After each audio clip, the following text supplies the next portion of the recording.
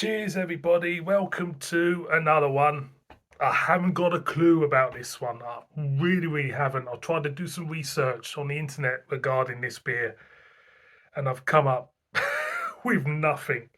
But I can tell you the story how I managed to get hold of this one. A few weeks ago, I went to Lorette de Mar for my birthday. Went to a wine retailer on the seafront of Lorette de Mar. It was quite a posh retailer. They did some high end stuff and they had some beers in. And this beer is actually a set of three of them. But I didn't pick the other two up. I decided not to. I don't know why. There was a blonde version, a brown ale version, and a black version. Now I've picked up the black version. So it looks interesting. The brewery is Cerveza de Alta Fermentación. Excuse me for my Spanish, but that's how an Englishman does it.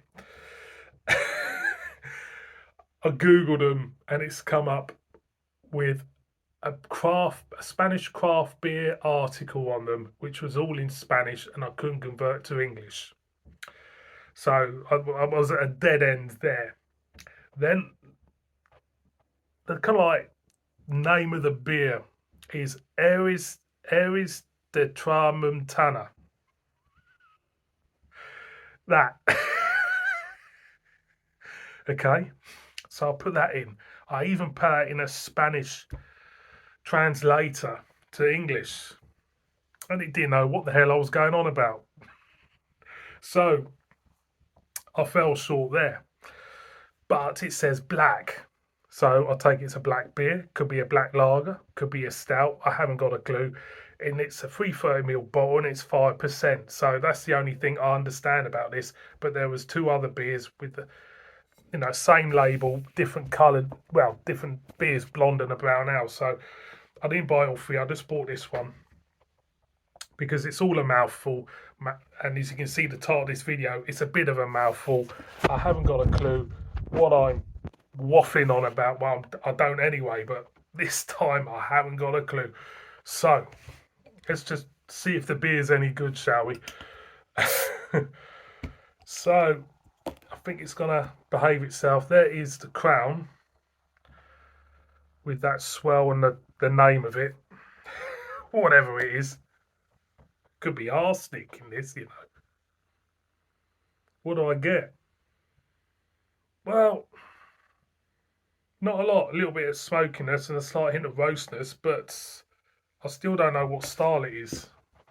I haven't got a clue. It just says black. It could be a lager, it could be anything. So let's pour it out like you do. It's a little bit lively, as you can see. As you can see, it's a little bit lively. Let it settle a little bit. So interesting one. This I haven't got a clue anything about it. I did one the other week. It was a barrel aged one. Wouldn't have a clue. I don't even know. I don't even know whereabouts in Spain this is brewed at. Doesn't say. I don't think. Doesn't say. So I'm in the unknown with this. So excuse me while I absolutely bugger up this pour, but it is a little bit lively, as you can see. And I think I'll pause it and try and find out a little bit more about this and carry on with the review. Right, just put it in again. Still haven't got a clue about this. All I can tell you, says on the bottle, contains barley malt, hops, and yeast. That's about it. So, being a glass, it's black, like it says on the label. Put it up to the light. That is jet black. Jet black. Let's get a whiff. Slight smokiness there. Roasted to the hilt in the aroma. Not much else. I'm going to go in. Haven't got a clue what I'm drinking. Chinny chin chin.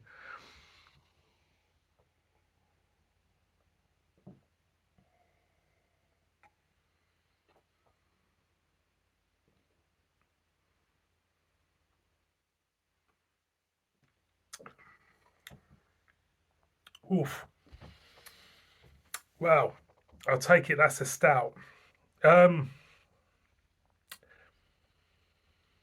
Quite strong in flavours. We're getting a strong bitter coffee in that. It's slightly dry, um, but there's a real big coffee note in that.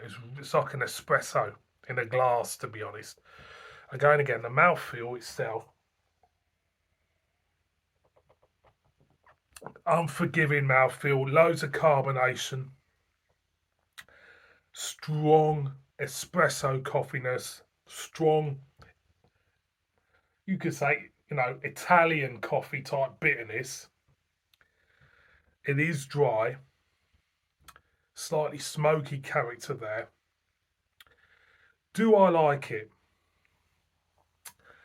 Uh, it's a little bit, for me personally, on a personal level, this beer's a bit too dry. Like a brittle, unforgiving dryness with that unforgiving espresso bitterness. It tastes like a strong imperial actually in them flavors, but it's not a strong beer. It's only 5%.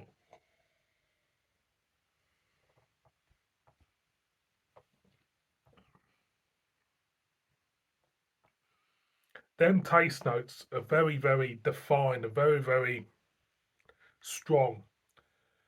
And them taste notes, when you get taste notes that type of strength in them, it does remind you of an imperial, but it isn't. There is a slight hint of alcohol on the back end. It feels as you pick up a slight hint of alcohol in the taste. It's 5% though. It's 5% unless I've left a one off. I mean, it's 15 really.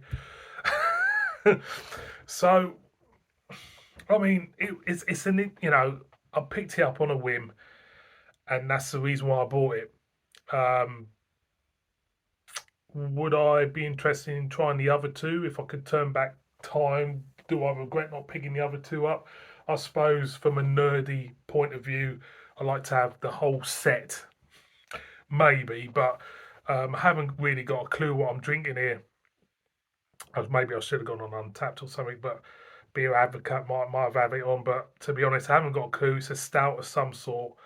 Um, and yeah, would I drink it again? No, not really. No, not really. I wouldn't. But interesting enough anyway. So boys and girls, Aries de Tramontana.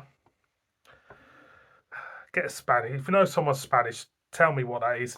And it is from the Cerveza de Alta Fermentatio. That's a household name, isn't it? See all of you in my next one. Bib bib, it's all right. Bib bib.